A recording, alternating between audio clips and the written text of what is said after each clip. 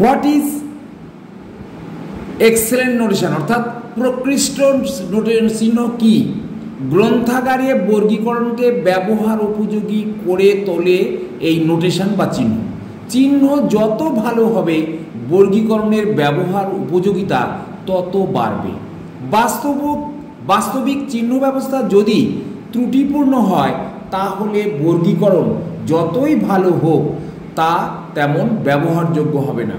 কিন্তু বর্গীকরণ তেমন ভালো না হলেও প্রকৃষ্ট চিহ্ন ব্যবস্থায় তা বেশ ব্যবহারযোগ্য হয়ে ওঠে।